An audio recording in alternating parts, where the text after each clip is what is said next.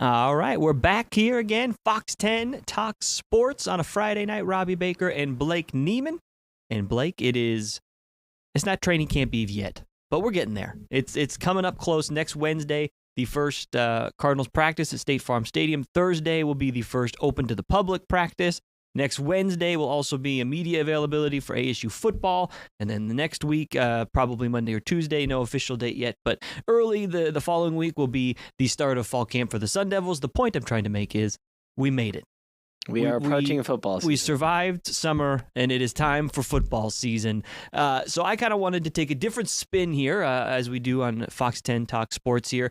Instead of just going into one team or the other, I thought it'd be kind of fun to kind of compare position groups, if you will, and kind of go through the rosters for the Cardinals and the Sun Devils here of which kind of groups we're more confident in going into camp and going into these seasons.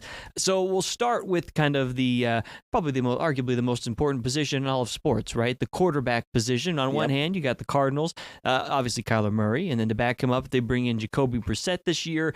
Clayton Tune's still there. On the other side of things for the Sun Devils, you got Sam Leavitt, the Heisman hopeful. Jeff Sims is back, and then you got some younger fellas backing those guys up. Blake, if you were to pick which group you feel more confident in, do you like what the Cardinals have or the Sun Devils have as we are heading into fall camps?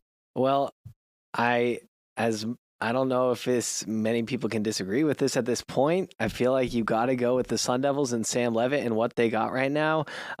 He's playing like a first-round caliber quarterback. I mean, very well next season, Sam Leavitt could be in the position that Kyler Murray is in right now as a franchise quarterback for whatever team could select him in the 2026 NFL draft, which he has high hopes for. He could potentially be the top guy in that draft. He has that level of talent. It's a quarterback-heavy draft in the 2026 class, but look, Sam Leavitt's not that far from being in the position Kyler Murray is in right now. Kyler Murray is entering year 7, only one playoff appearance under his belt, and Sam Leavitt's a winner. Comes into ASU as a redshirt freshman, wins the Big 12 championships, got this moxie about him, got this fire, this energy, this passion. I believe Kyler Murray has that at times. I don't know if he always shows it outwardly all the time.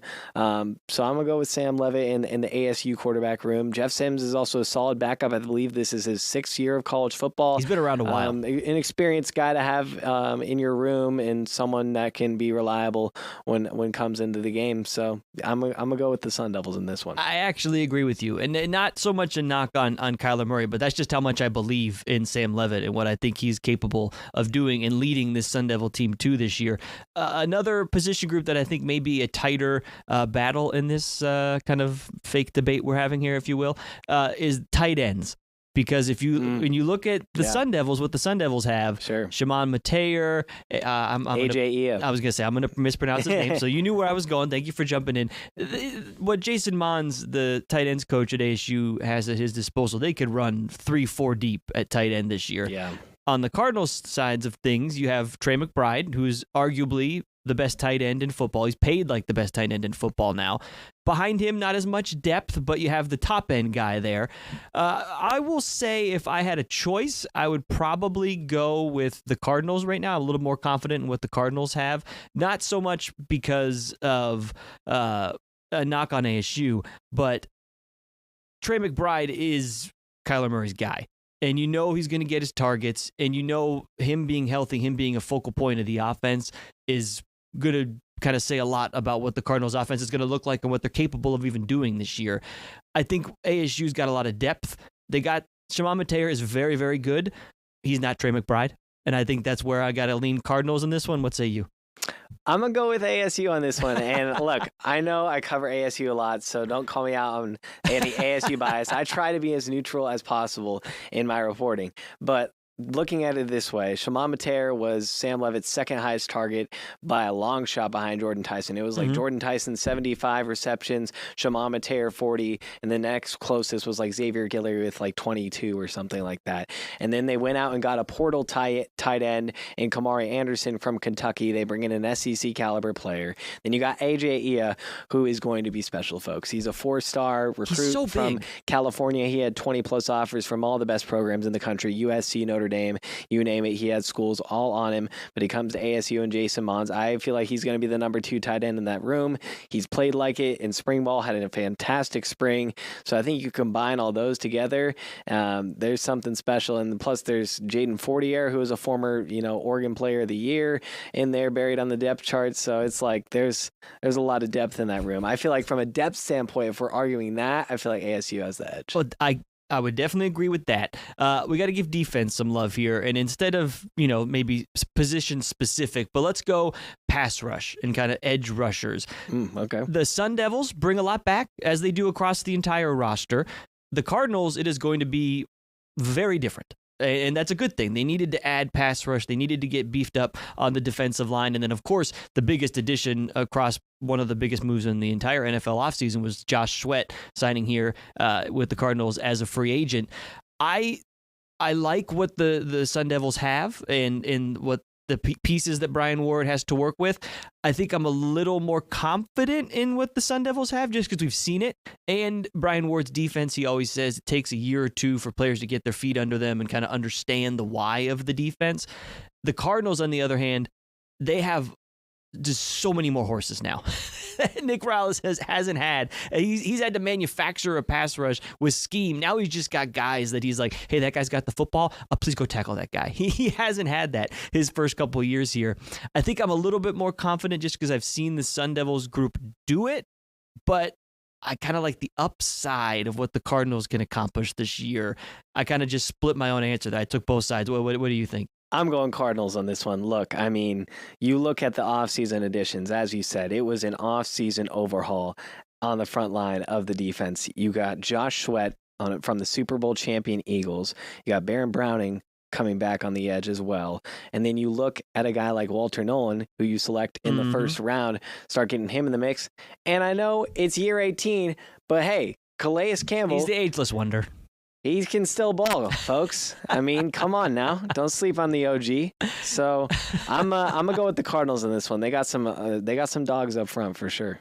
Another position group that gets talked about probably more for ASU than the Cardinals right now, but it's because they lost Cam Scattaboo. The running backs. Yeah. Obviously, for the Cardinals, James Conner, your workhorse. They got some good guys behind him. Trey Benson coming into his second year, the running back out of Florida State.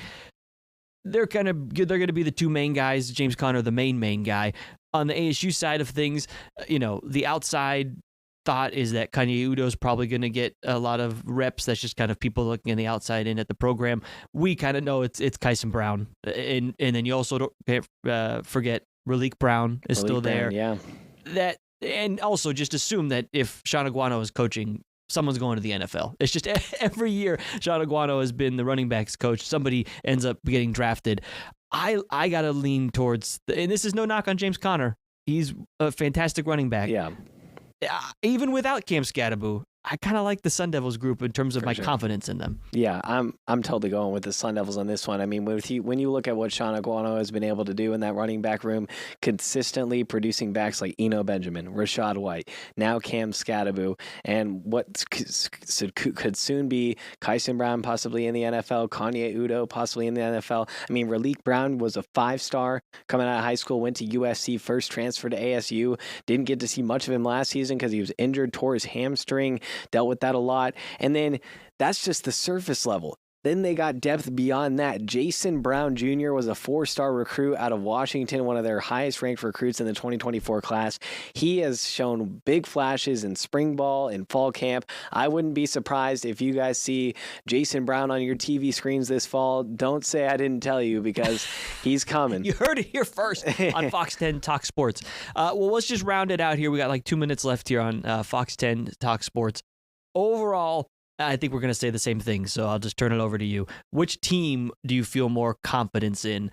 It's ASU, right? Yeah, it's got to be Arizona State, just based on the returning production. And I know people will look at this and it's going to be a high focus on ASU if this is going to be a flash in the pan program like it has at certain times throughout its history. You look at 96, you look at 07, you look at the 2013 Pac-12 championship runner-up team. There's been those teams who have won double-digit games. It's not unheard of in Arizona State history, but this feels different. You got a Heisman caliber quarterback coming back. Jake Plummer was in his final year at the time, went on to the NFL after that. So he's coming back. You got one of the best wide receivers in the nation coming back. Then you got virtually all of your defensive pieces coming back. So it's like a ton of the same team. Of course, your centric piece of that Peach Bowl run was Cam Scatterbo.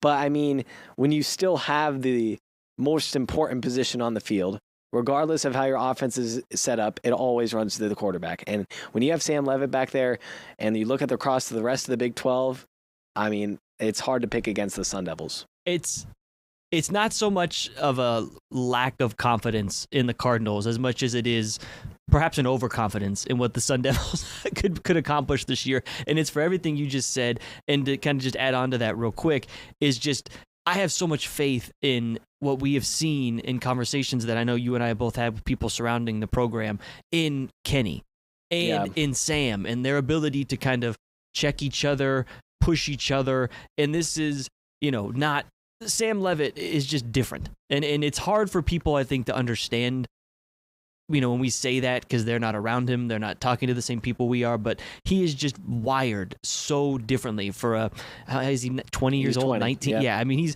he's such a young kid making all this NIL money, dealing with agents and things like that, and you would never know. I mean, he's just a guy. And he's always great with us. He just got an NIL deal and is donating the proceeds to his teammates. Yeah, his clothing. Who does that? Yeah, that's a perfect example. He's just so selfless, so even-keeled, so level-headed.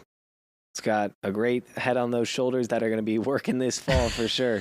And then when that's the tip of your spear, when that's the head of the snake, it's so easy to see how the guys behind him, the dominoes fall in line, if you will. And it definitely, it could be a special season for the Cardinals too still. We don't want to discount that. And just to touch on that Kenny point that you made real quick is when you have someone who's passionate about Arizona State, who's a coach, I feel like that's been a rarity in past, but there's really no telling when someone is passionate about a place how far it can go. Yeah, so we'll see. The storylines will continue to ramp up next week. Next Wednesday, as I said, Wednesday's close to the public. Thursday, the first public practice for the Cardinals. And of course, we'll be continuing to talk about it on air and here on Fox 10 Talks on YouTube and the Fox Local app.